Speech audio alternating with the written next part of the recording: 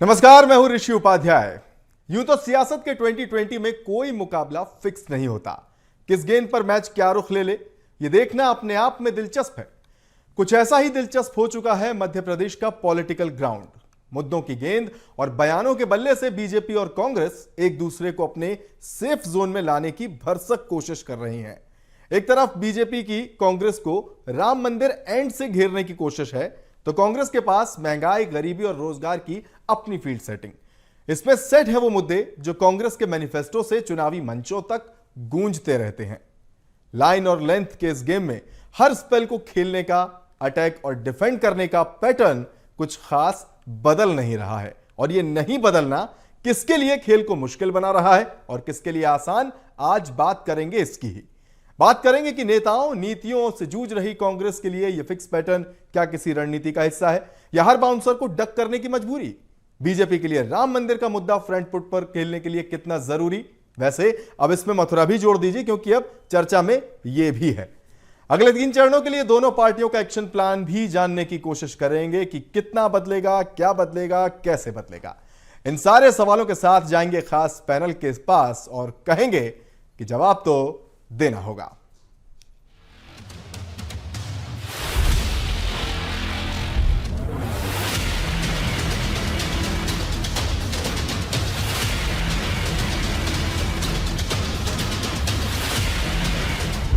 BJP की चुनाव प्रचार की पारी में स्ट्राइक पर सबसे ज्यादा समय सीएम डॉक्टर मोहन यादव ही बिता रहे हैं। बीच बीच में दिग्गजों का साथ मिलता है तो बयानों की हर गेंद पर बल्ला भी खूब घूमता है। सोमवार को शाजापुर में सीएम मोहन यादव कुछ समय से लगभग शांत पड़े राम मंदिर के मुद्दे के साथ फ्रंट फुट पर आए। कहा कि राम मंदिर में अडंगा लगाया था तो माफी मांगे कांग्रेस। इसके अलावा कांग्रेस के टॉप ऑर्डर को घेरते हुए जब गांधी परिवार के राम मंदिर नहीं जाने का सवाल उठाया तो इसमें मथुरा को भी एड ऑन कर दिया।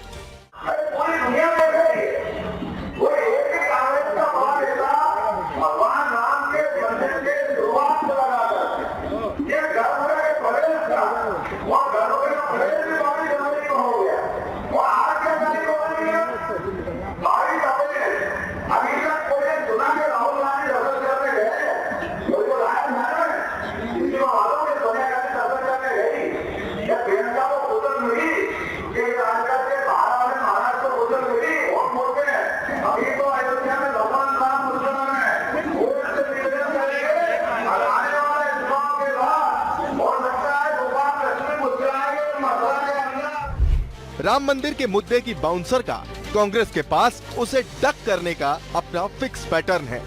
काउंटर पहले भी रोजगार, महंगाई और गरीबी था, आज भी कांग्रेस वही दोहरा रही है।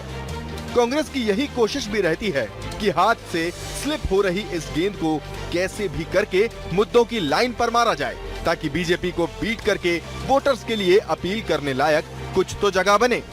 चुनाव, देश की समस्याओं को लेके, युवाओं की नौकरी की, भारतीय जनता पार्टी बताए जो 2 करोड़ नौकरी की बात करी थी मोदी ने, आज तक 20 करोड़ युवा बेरोजगार हो गए पिछले 10 साल में। महंगाई बढ़ गई, इस पे भारतीय जनता पार्टी बात क्यों नहीं करना चाहती है? राम के मंदिर से दर्शन करने से लोगों के जेबों की महंगाई कम नहीं हो जाएगी। आप महंगाई कैसे कम कर सकते हैं, इस पे बात करें। मोहन यादव जी प्रदेश की बात करें, यूपी बिहार घूमना बंद करें।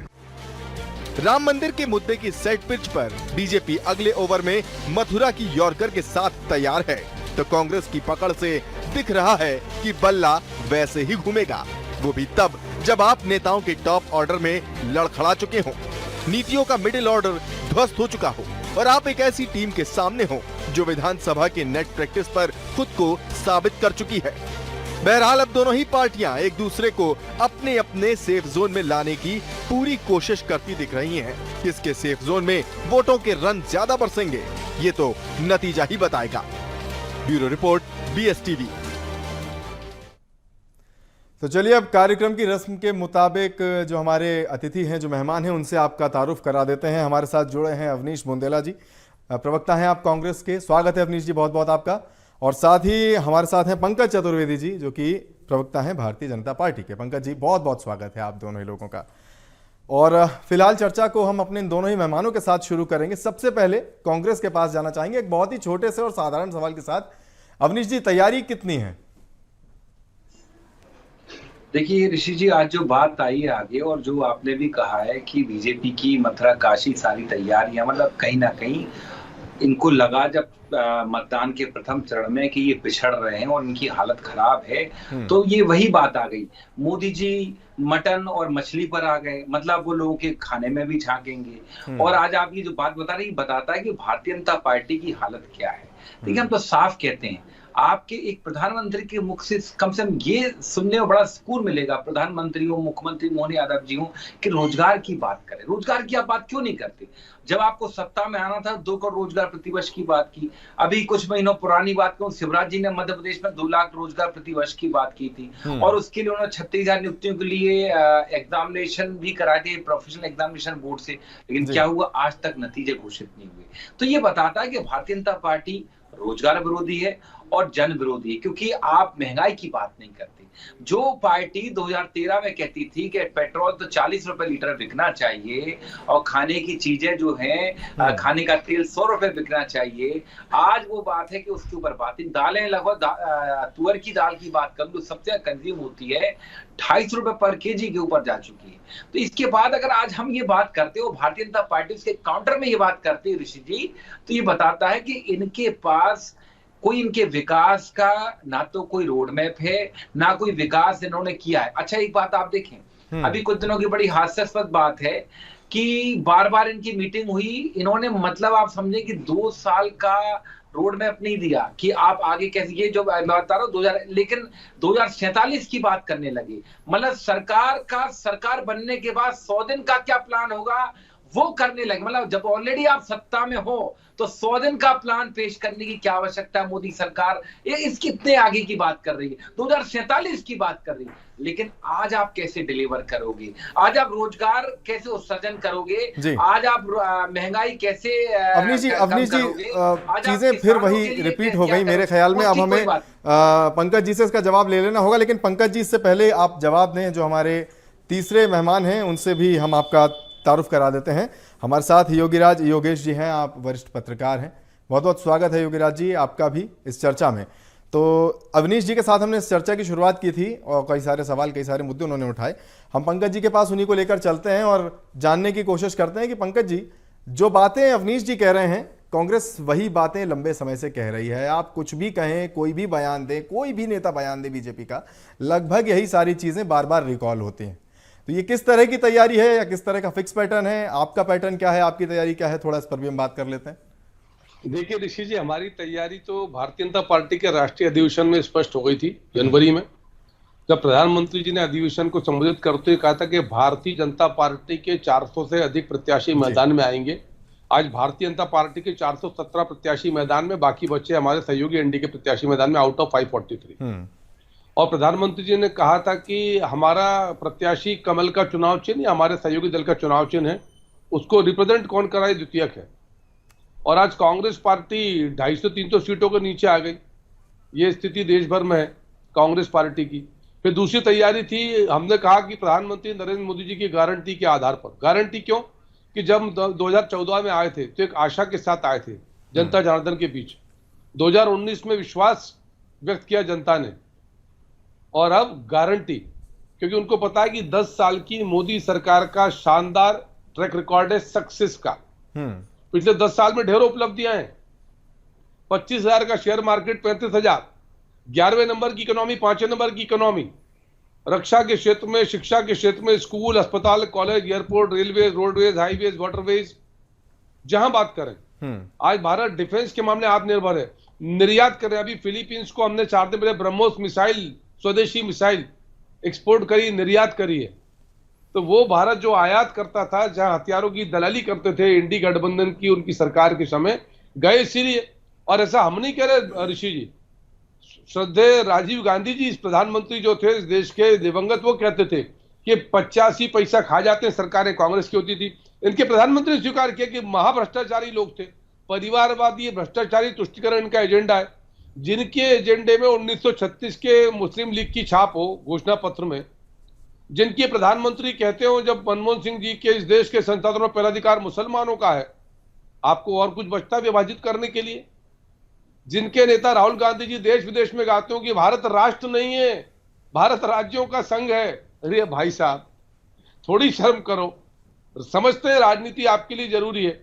जो सनातन का विरोध करे, राम नाम का, राम काज का विरोध करे, जी एक आंकड़ा पकड़ लिया बेरोजगारी का। बेरोजगारी है सर कांग्रेस में, राहुल गांधी जी बेरोजगार, कांग्रेस के नेता बेरोजगार, इसलिए इनको चिंता है। पंकज जी, इस चर्चा का विषय दरअसल यही था कि एक सेट पैटर्न हो चुका है और किसकी कितनी तैयारी है, जिस तरह से आरोप प्रत्यारोप का सिलसिला लगातार चल रहा है।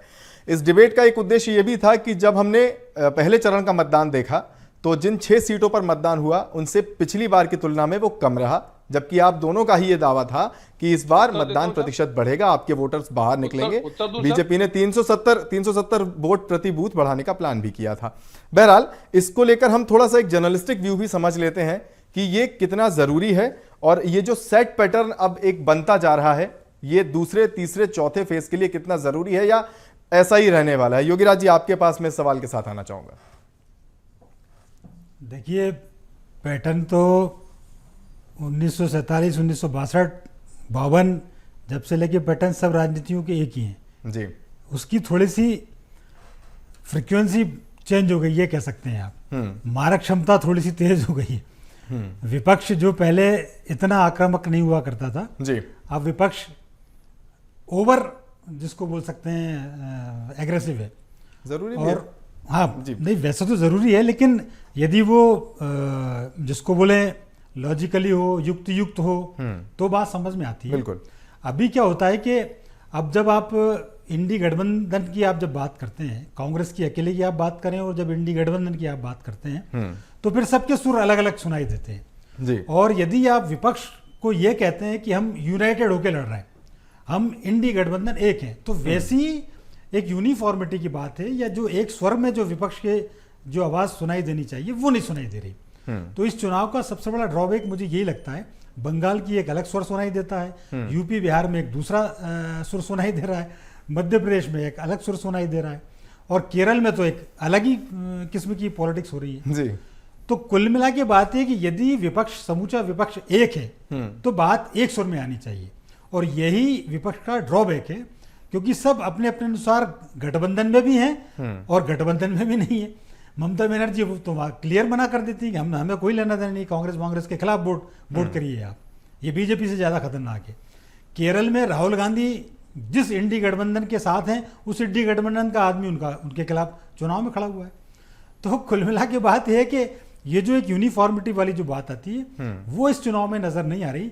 भले ही कहने को संयुक्त रूप से ये चुनाव लड़ा जा रहा हो विपक्ष की तरफ से जी, लेकिन अब जब चूंकि सबके हित अलग अलग हैं, इसलिए सबके मुद्दे भी अलग अलग हैं। नहीं, ये तो इंडी गठबंधन की, हम मध्य प्रदेश की बात कर रहे थे कि अगर आप देखें तो एक तरीके से ही चुनाव प्रचार हो रहा है कि वहां राम मंदिर का मुद्दा उठाया जाता है, वो कहते हैं कि क्यों नहीं गए, ये कहते हैं कि महंगाई, गरीबी, रोजगार। तो ये पहले चरण में भी इसी तरह से था, अभी भी इसी चरण में, अब दूसरे चरण में भी ऐसे ही कुछ दिखाई दे रहा है। ये चेंज नहीं हो रहा है इसमें। अब आज सीएम साहब शाहजहांपुर पहुंचे तो उन्होंने मथुरा का मुद्दा जरूर जोड़ दिया और मुझे लगता है कि इस सवाल का जो जवाब है वो कांग्रेस से हम अगर लें तो शायद बेहतर होगा।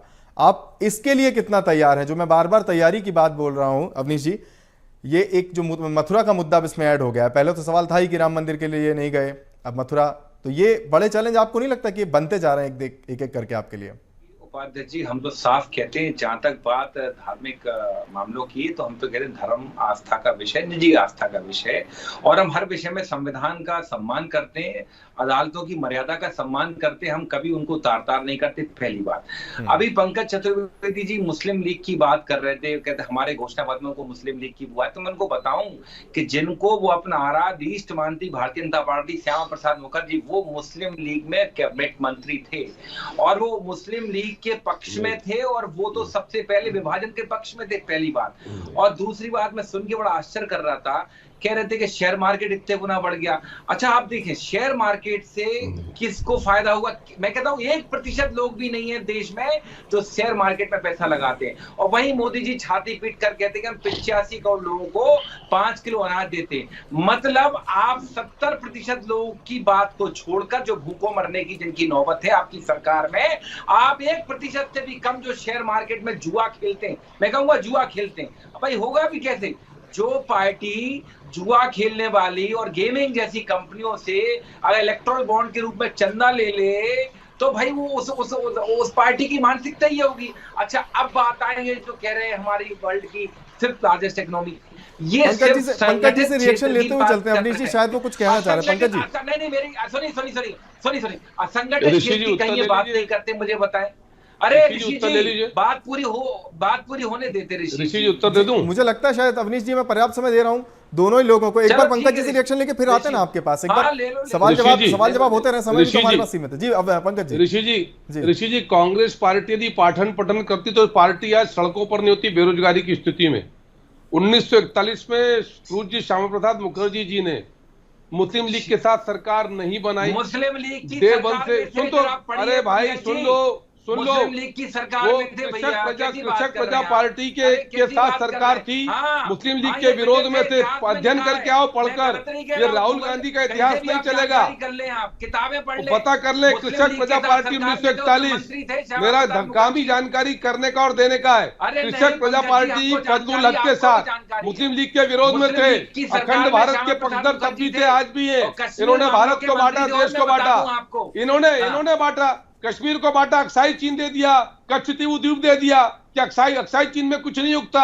कच्छ द्वीप में क्या है? इंदिरा गांधी नेहरू जी ने बांटा, या एक इंच भूमि नहीं बांटे दी।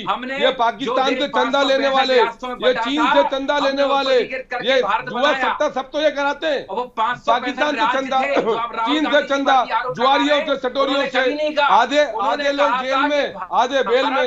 विषयांतर थोड़ा सा मैं माफ कीजिए पंकज जी, अवनीश जी मैं दोनों लोगों को रोकना चाहूंगा। हम लोग शायद बोलते कभी मुस्लिम लीग के साथ नहीं थे। पंकज जी करो इतिहास, मुस्लिम लीग की सरकार में थे, आप पता कर लें। अरे मेरी बात सुनिए, आप लोग हम शायद विषयांतर की तरफ हो गए। कैसी बात कर रहे हैं पंकज जी?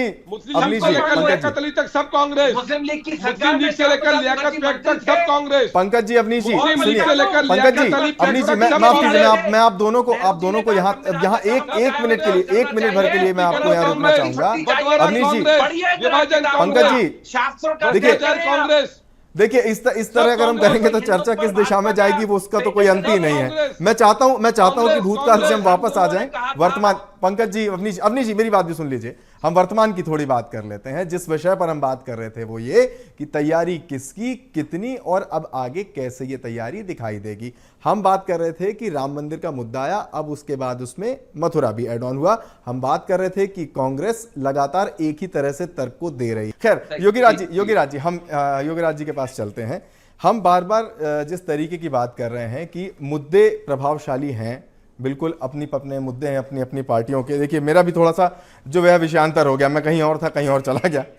तो खैर हम दोनों को ही एक बार तुलनात्मक ढंग से देख लेते हैं योगराज जी के। एक तरफ बीजेपी के पास पूरा पैक्ट तरीका है चुनाव प्रचार का और कांग्रेस का अपना तरीका है चुनाव प्रचार का। मैं वापस अपने उसी सवाल पर लौटूंगा जो मेरा जवाब पूरा नहीं हो पाया था कि ये तरीका दोनों में से किसका कितना प्रभावी है। एक तरफ प्रचार का वो तरीका है जिसमें आप देख रहे हैं कि बड़े बड़े नेता पहुंच रहे हैं, दूसरी तरफ ये है कि वो मुद्दे लेकर चल रहे हैं जो जनता से जुड़े हुए हैं। तो कौन सा मुद्दा ज्यादा आपको कौन सा तरीका जो है वो आपको ज्यादा प्रभावी लगता है? देखिए तरीका वही ज्यादा प्रभावी जिसमें जनता सहमत हो। जी, जनता अपनी मोहर लगा चुकी है 2-2, 3-3, 4-4 बार और आगे भी लगाएगी। तो ये तो जनता के विवेक पर ही छोड़ दिया जाना चाहिए जी, क्योंकि ये कोई भी ये मानने को तैयार नहीं है कोई भी राजनीतिक दल कि हमारे मुद्दे कमतर हैं किसी भी राजनीतिक दल से। बिल्कुल सब एक से बढ़ के एक हैं जी। और अब आप देखिए, चाहे देश में बेरोजगारी की मांग होती होगी, बेरोजगारी मुद्दा है, महंगाई मुद्दा है, तो फिर ये जातीय जनगणना नंबर 1 पे मुद्दा कैसा बन गया है? क्योंकि किसी भी इश्यूज को लेकर, जब बेरोजगारी को लेकर 2 बड़े आंदोलन हुए इस देश में, मैं आपको बता दूंगा। आपको बेरोजगारी को लेकर कोई राजनीतिक दल कोई बड़ा आंदोलन आज तक खड़ा नहीं कर पाया। एक आंदोलन हुआ जिसको हम मंडल कमंडल के नाम पे देते हैं, लेकिन वो भी आरक्षण का मामला था। दूसरा असम में एक आंदोलन हुआ था। बाकी बेरोजगारी को लेकर आज तक किसी भी पार्टी ने कोई बड़ा आंदोलन खड़ा किया तो बताया। मुद्दे बनाने पड़ते हैं। दूसरी महत्वपूर्ण बात है, ये बात सही है कि महंगाई है इस देश में, लेकिन उस महंगाई को आपको जनता के दिलों में उतारना पड़ेगा कि नहीं वास्तव में आप त्राहिमाम वाली स्थिति बन रही है, लोगों को आटा 250 रुपये किलो मिल रहा है, ऐसी स्थिति आ जाए, फाके की नौबत आ जाए, लोगों को घर से निकलना मुश्किल हो जाए, तब वो मुद्दा जनता के दिमाग में अपने आप कौनता है, फिर वो जनता सड़कों पर उतरती है। और यदि अपन ये कहते हैं कि बेरोजगारी महंगाई ये मुद्दे हैं, तो फिर उनको फिर जनता से उसको सहमत कराना पड़ेगा कि नहीं साहब, असल बिल्कुल मुद्दा तो यही है। अब बिल्कुल आपने सही कहा, कनेक्ट कराना होगा। और इसी सवाल के साथ मैं अवनीश जी आपके पास आना चाहूंगा एक बार फिर कि इन मुद्दों को जनता से कनेक्ट कराना होगा, और जनता से कनेक्ट कराएगा कौन? आप देख रहे हैं कि एक तरफ प्रचार का वो तरीका जो बीजेपी के पास है कि तमाम राष्ट्रीय स्तर के नेता ग्राउंड पर हैं, कांग्रेस की तरफ से कितने नेता किन किन जगहों पर, किस किस ग्राउंड पर?